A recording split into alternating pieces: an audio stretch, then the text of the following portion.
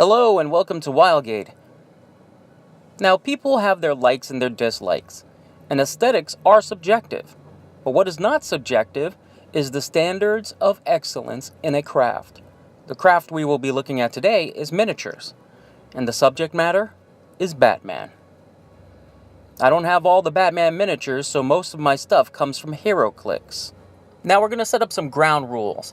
I chose not to use multiple characters on one base, like Batman and Robin here, or Batman, Catwoman, and this very odd bat signal. I also chose not to choose figures that have the mantle of Batman, but are not Bruce Wayne. I chose to do this because I didn't realize how many Batman miniatures there are. Even this one right here is Dick Grayson when Bruce Wayne was supposedly dead. Now, we won't be judging paint jobs, and in HeroClix's case, we won't be judging those hideous bases that everyone dislikes. What we will be judging is the sculpts and the sculpts alone. Now, keeping all that in mind, let's begin. Now, the first miniature up is not a HeroClix. It's actually a nano metal fig, relatively new to the market. It's very shiny, but all in all, the anatomy is in proportion. It is to scale with other miniatures in the market, and while it's a static pose, it does look like Batman's about to get into some sort of action. All in all, especially for its pricing, it is a high-quality figure. Here's the first in the HeroClix line. Now, I'm not showing it in any discernible order, as I'm just grabbing them and putting them in front and center. This is a cheap and easy way out of sculpting. I know Batman's mysterious and normally he has his cape wrapped around him, but it's a static pose, so bland, you can't even judge proportions to anatomy. Overall boring, and in my opinion, a cop-out. Here is a much better example of a standing pose with the cape wrapped around our hero. Even the cape itself has more weight to it, and in the front, more of our hero is exposed to showcase the sculptor's ability. And even though the stance is static, it is more dynamic than the previous one I showed you. Now, a standing pose isn't bad, but here we seem to get into a more meatier subject, as Batman has just finished an action movement. We can see his whole anatomy, and the cape was even sculpted to perfectly highlight the dynamic pose chosen. It actually ups all stages of this sculpt to a new level. Now, here is an example of a standard static pose, but a pose that makes a statement.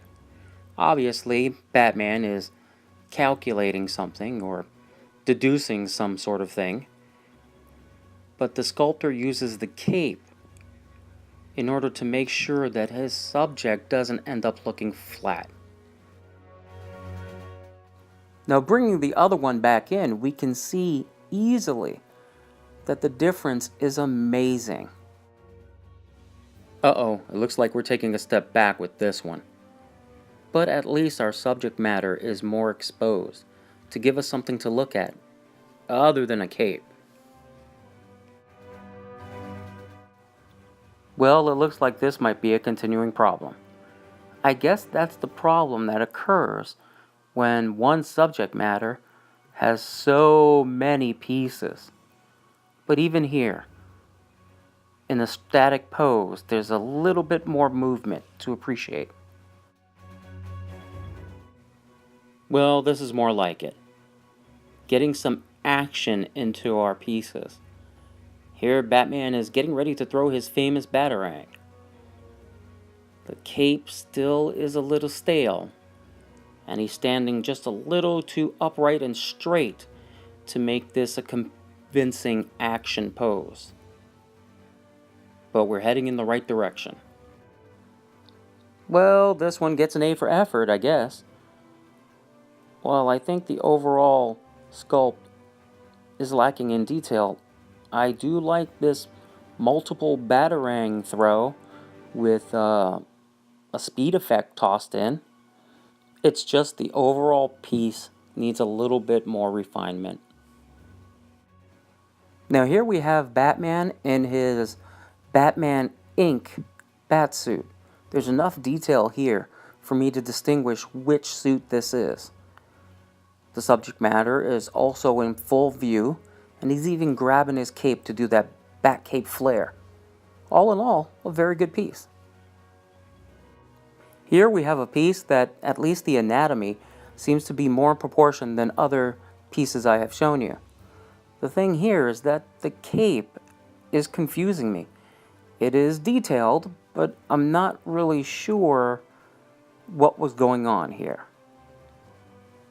Here, I think Batman is wearing his new 52 outfit. Yes, it's a standing piece, but he's hunched over. He just pushed his cape to the side, and it looks like he's about to spring into action. And that's different because most pieces actually look like you took a snapshot when Batman just finished an action. Here, your imagination can go wild. I really like this piece, and it makes me think, oh man, what is he going to do next? If you're going to have a standing pose, then I guess this is the stance you want. All of the hero is exposed. He's standing in an heroic posture, and the anatomy is realistic and in proportion. This is just a great piece. Here we have HeroClix's very first Batman. It gets the job done, and is not a bad piece. But the running effect falls a little short, as in he looks like he's tripping. There's just a balance issue. Here I tossed in my own mod of that first piece. I didn't know what I was doing, but I tried to straighten him up so I could have a classic hero pose. I just wanted to be able to see more of the character from above, which is how the game is played. This one is a little bit of a deceiver. Now it looks too simplistic, but simplicity was built in by design. All the curves are appropriate to each other, all the right angles are needed where they're supposed to be. It actually looks like the classic old Batman jumping right off the comic book page. Here we have another comic book adaptation. I'm not really sure because I think they mashed up Batman the Animated Series and The Dark Knight Returns. But here we have Batman with kryptonite gloves. It's a must-have piece. Here we have another Dark Knight rendition piece. Lots of detail here, even the creases in the costume. There's plenty to enjoy.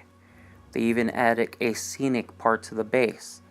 Unfortunately, it is too ridiculous brick platforms for him to stand on. I don't know. But it's a classic pose and done very well. I know this one is not a real HeroClix miniature, but I did find a miniature of the Batman from the Batman Animated Series and replaced one of the figures. I think it's a highly underrated show. This one is sculpted very simply, but it does look, even from afar, like the cartoon. So, good job. After a while, you're going to have to look to other places other than comic books to get your inspiration for your models.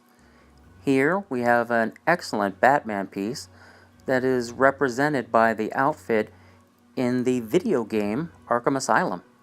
The armor of this Batsuit is sculpted very well, and kudos for them to going to some place other than the comic books for inspiration. Well, here we have a new version of Batman, the Batman from the movie Batman v Superman. It's sculpted very well to actually look like the actor in his suit. It's a good piece. And who doesn't want a little tiny Ben Affleck? Now we're going to go backwards in time to the Christopher Nolan-verse Batman.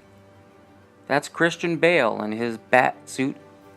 All the armor is nicely detailed, and from far away you can tell which Batman this is.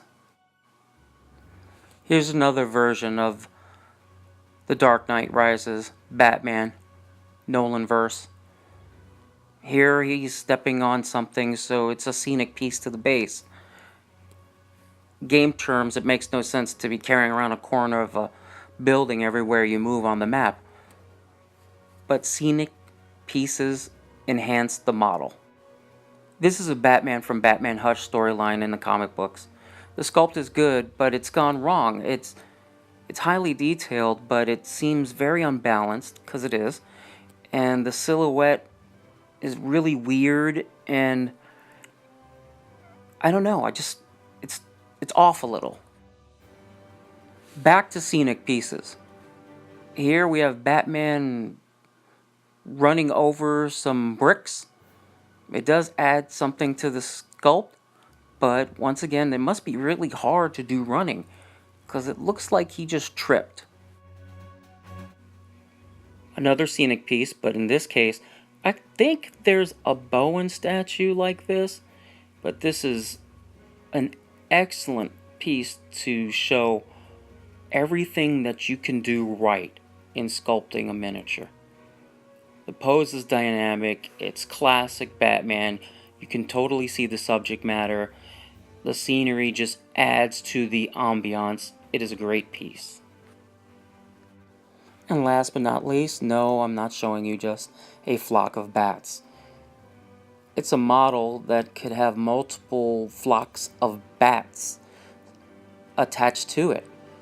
It is a great pose in so many angles.